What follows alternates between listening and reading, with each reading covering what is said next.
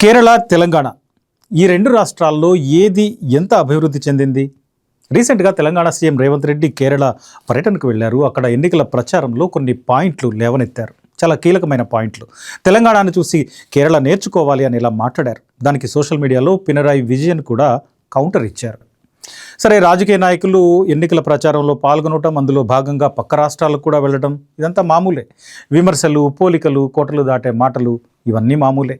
కానీ అసలు విషయం ఏంటి? కేరళ దేశంలోని మిగతా రాష్ట్రాలతో పోల్చితే ఎక్కడుంది? విజయన్ మీద రేవంత్ రెడ్డి చేసిన విమర్శలు కరెక్టేనా? అది దేశవ్యాప్తంగా ప్రతిపక్షాల ఐక్యతను దెబ్బతీయదా? ఇంతకీ కేరళలో అభివృద్ధి జరిగిందా, లేక రాష్ట్రం గతం కంటే దిగజారిందా? ఈ అంశాలను పరిశీలిద్దాం. ఓసారి రేవంత్ రెడ్డి కేరళలో ఏమన్నారో చూద్దాం.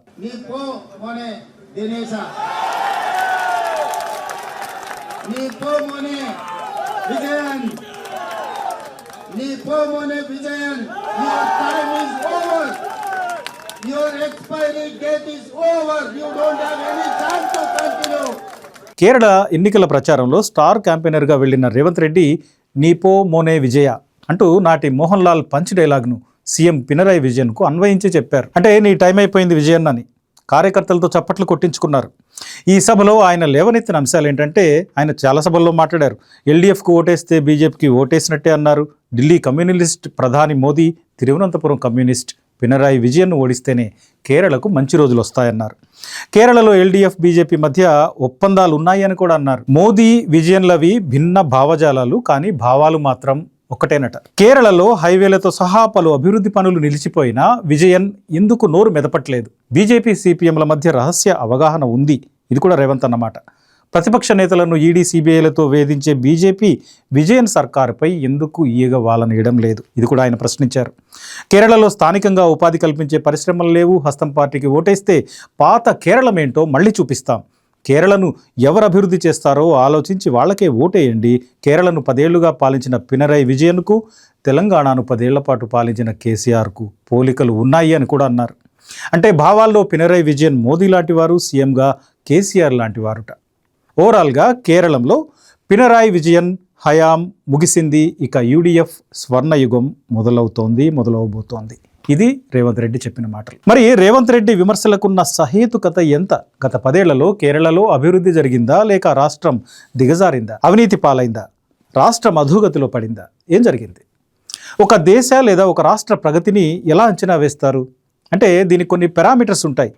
ఆ రాష్ట్రం ప్రస్తుతం ఎలా ఉంది, ఏ దిశగా వెళుతోంది అనేది ఈ పారామీటర్స్ చెప్తాయి. అక్కడి ప్రజల జీవన ప్రమాణాలు, నిరుద్యోగం, పేదరికం, శిశు మరణాలు, ప్రజల జీవన కాలం, విద్యావకాశాలు, మహిళలు ఎంత ఆరోగ్యంగా ఉన్నారు, జెండర్ ఈక్వాలిటీ ఎట్లా ఉంది, ఇట్లా అనేక అంశాలను బేరీజు వేసుకొని ఆ రాష్ట్ర అభివృద్ధిని అంచనా వేయవచ్చు. ఇప్పుడు రేవంత్ రెడ్డి ఈ 10 ఏళ్ల కాలంలో కేరళలో ఏం జరగలేదు, విజయన్ కేరళను అవకాశాలు లేకుండా చేశారు అనే విమర్శలు చేశారు. మరి గత 10 ఏళ్లలో కేరళలో నిజంగా ఏం జరిగింది? ఈ అంశాన్ని ఒకసారి పరిశీలిద్దాం. 2016 నుంచి 26 వరకు ఈ 10 ఏళ్ల కాలంలో కేరళలో ఎల్డీఎఫ్ పాలన ఉంది. సీఎంగా పినరాయి విజయన్ ఉన్నారు. ఈ 10 ఏళ్లకు సంబంధించి నీతి ఆయోగ్ ఎస్డీజీ ఏం చెప్తుందో చూద్దాం. నీతి ఆయోగ్ ఎస్డీజీ అంటే ఏం లేదు, సస్టైనబుల్ డెవలప్మెంట్ గోల్స్ ఇండెక్స్, అంటే సుస్థిర అభివృద్ధి సూచి. దీన్నే నీతి ఆయోగ్ 2018 నుండి రిలీజ్ చేస్తోంది. ఇందులో లేటెస్ట్ డేటా 2023-24కు సంబంధించి 2024లో వచ్చింది.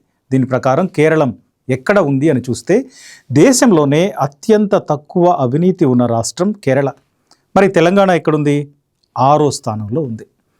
పేదరికం విషయానికి వస్తే కేరళలో పేదరికం రేటు కేవలం 0.55% మాత్రమే. అంటే 100లో 1 కంటే తక్కువ మంది పేదరికంలో ఉన్నారు. ఇది దేశంలోనే అత్యల్పం. అదే తెలంగాణలో పేదరికం 5.88%, అంటే దాదాపు 100కి 6 దుర్భర దారిద్ర్యంలో ఉన్నారు. ఇక అక్షరాస్యత, శిశు మరణాల రేటును తగ్గించడంలో కేరళ దేశంలోనే ముందంజలో ఉంది.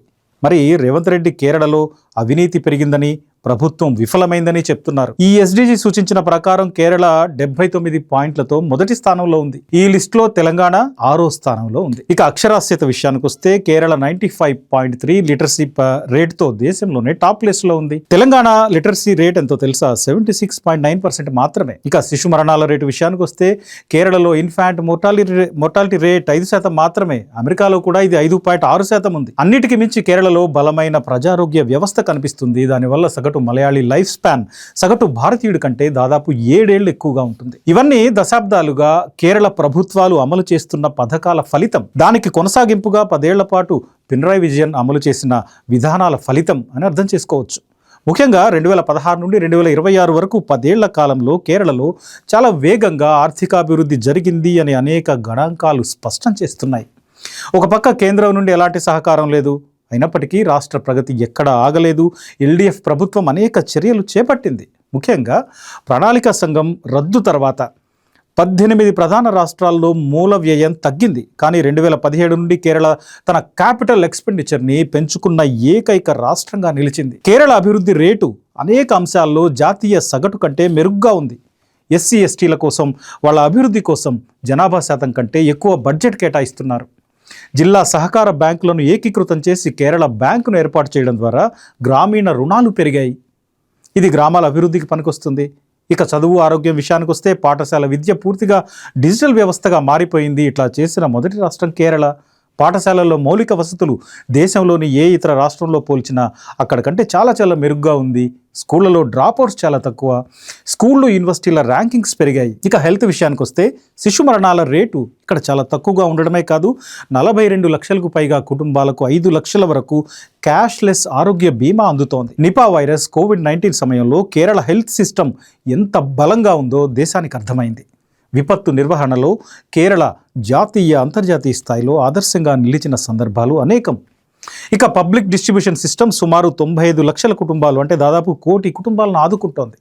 కేరళ పరిశ్రమలకు అనుకూలం కాదు అని, అసలు పరిశ్రమలే లేవనే తీరులో రేవంత్ రెడ్డి విమర్శలు చేశారు. కానీ అక్కడ ఎంఎస్ఎంఈలు, ఆధునిక పరిశ్రమలు, మౌలిక వస్తువుల విస్తరణ, ప్రభుత్వ రంగ సంస్థల మెరుగుదల, వాటి పెరుగుదల, ఇట్లాంటి వాటిల్లో ఆ రాష్ట్రం కొత్త దిశలో సాగుతోంది, ముందంజ వేస్తోంది. ఓవరాల్గా వ్యవసాయం, పరిశ్రమలు, మౌలిక వస్తువులు, ఐటీ, పర్యాటకం ఇట్లాంటి రంగాల్లో కేరళ గతం కంటే చాలా అభివృద్ధి చెందింది, వృద్ధి సాధిస్తోంది. ఇక ప్రపంచమంతా కార్మిక హక్కులకు నష్టం కలిగే రీతిలో వ్యవహరిస్తుంటే కేరళ మాత్రం కార్మికులకు అనుకూలంగా చట్టాలను బలోపేతం చేసింది. అంతేకాదు హిల్ హైవే ప్రాజెక్టులు, నేషనల్ హైవేల విస్తరణ ఇది గత 10 ఏళ్లలోనే జరిగింది. కొచ్చి మెట్రో, కొచ్చి వాటర్ మెట్రో ఈ ప్రాజెక్టులు కూడా సక్సెస్ అయ్యాయి. గత 10 ఏళ్లలో కేరళలో పినరాయి విజయన్ ప్రభుత్వం సుస్థిరమైన అభివృద్ధి మోడల్ను ప్రపంచానికి చూపించింది. 2018 తర్వాత కేరళ నుంచి విదేశాలకు వెళ్తున్న యువత సంఖ్య తగ్గింది. 2003లో 18 లక్షల మంది కేరళ నుండి వలస వెళితే 2013లో అది 24 లక్షలకు పెరిగింది. కానీ 2018లో 21 లక్షలకు తగ్గింది. అదే టైంలో కేరళకు తిరిగి వచ్చే వారి సంఖ్య పెరిగింది. 2018లో 12 లక్షల మంది, 2023లో 18 లక్షల మంది వెనక్కి వచ్చారు. అంటే కేరళలో అవకాశాలు మెరుగుపడటం వల్లనే ఈ మార్పు జరిగింది. అన్నిటికీ మించి హ్యాపీనెస్ ఇండెక్స్లో కేరళ అగ్రస్థానంలో ఉంది. వ్యక్తిగత ఆదాయం, విద్య, ఆరోగ్యం, ప్రాథమిక సౌకర్యాలు, పాలన, పర్యావరణం, ఉపాధి అవకాశాలు వీటన్నిటిని పరిగణలోకి తీసుకొని హ్యాపీనెస్ ఇండెక్స్ని రూపొందిస్తారు. ఇట్లా హెల్త్ సెక్టార్లో కేరళ టాప్ ప్లేస్లో ఉంది. హై లైఫ్ ఎక్స్పెక్టెన్సీ కేరళలో ఉంది. చిన్నారుల మరణాలు అక్కడే తక్కువ. 96% మంది మలయాళీలు లిటరేట్స్. ఇక పబ్లిక్ స్కూలింగ్ సిస్టమ్ చాలా స్ట్రాంగ్గా ఉంది. హ్యూమన్ డెవలప్మెంట్ ర్యాంకింగ్స్ ఇండెక్స్లో జెండర్ ఈక్వాలిటీలో టాప్ ప్లేస్లో ఉంది కేరళ. పేదరిక నిర్మూలన, హెల్త్, ఎడ్యుకేషన్, జెండర్ ఈక్వాలిటీ ఇట్లా ఈ రంగాల్లో కేరళకు సమీపంలో కూడా మన దేశంలోని ఏ రాష్ట్రము లేదు. పర్యావరణ పరిరక్షణలో కూడా కేరళదే మొదటి స్థానం. వేస్ట్ మేనేజ్మెంట్లో కేరళ ముందుంది. అంటే హెల్త్, ఎడ్యుకేషన్, వెల్ఫేర్ ఈ మూడింటిలో కేరళను బీట్ చేసే రాష్ట్రం లేదు. మరి ఇంతకంటే అభివృద్ధి ఏంటి? అంటే సామాజిక అభివృద్ధిలో, మానవీయ కోణంలో జరగాల్సిన అభివృద్ధిలో కేరళ ముందుంది. పిడికెడు పారిశ్రామికవేత్తల సంపద పెంచి అదే రాష్ట్రానికి అభివృద్ధి అని చెప్తే ఆ విషయంలో ఖచ్చితంగా తెలంగాణనే నెంబర్ 1 అవుతుంది కావచ్చు. కానీ అభివృద్ధి అంటే ఉమ్మడిగా అందరిలో రావాల్సిన మార్పు అని తీసుకుంటే ఖచ్చితంగా కేరళ ముందుంటుంది. ఈ లెక్కన చూసినప్పుడు తెలంగాణ పరిస్థితి ఏంటి? అసలు మనం ఎక్కడున్నాం? ఇక్కడ రోగం వస్తే అంతంత మాత్రం వైద్యమే. పిల్లల్ని చదివించడానికి ఎలిమెంటరీ స్కూల్ నుండే ఆస్తులు అమ్ముకోవాలి. జెండర్ ఈక్వాలిటీ అంతంత మాత్రంగానే కనిపిస్తుంది. పేదరికం పక్క రాష్ట్రాల కంటే మన దగ్గర ఎక్కువ. ధనిక పేద తేడాలు చాలా ఎక్కువ. రైతుల కష్టాలకు అంతు లేదు. నిరుద్యోగుల సమస్యలు అన్ఎండింగ్ సీరియల్లా కనిపిస్తాయి. తెలంగాణలో సంపద ఉంది, కానీ కొద్ది మంది చేతిలో చాలా ఎక్కువ సంపద పోగుపడి ఉంది. మెజారిటీ జనం పేదలుగానే ఉన్నారు. ఇల్లు లేని వాళ్ళు, ఉపాధి లేని వాళ్ళు, సంపాదన చాలని బతుకులు అనేకం. ఇవన్నీ తెలంగాణలో చాలా ఎక్కువగా కనిపిస్తుంది. అందుకే ఇక్కడ అంకెలు భారీగా ఉంటాయి, కానీ ఆ అంకెలకు మెజారిటీ జనానికి సంబంధం ఉండదు, కనిపించదు. ఇలాంటి అభివృద్ధి మోడల్ని కేరళలో కూడా రావాలి అని చెప్తున్నారు రేవంత్ రెడ్డి. ఇక్కడ రేవంత్ రెడ్డి మాటలతో మరో సమస్య కూడా ఉంది. ఇండియా కూటమి జాతీయ స్థాయిలో ఎన్డీఏతో పోరాడాల్సి ఉంది. ఈ విషయంలో రాష్ట్రాల్లో విభేదిస్తూ ఢిల్లీలో కలిసి కొట్లాడదాం అనే తీరు చాలా చోట్ల కనిపిస్తోంది.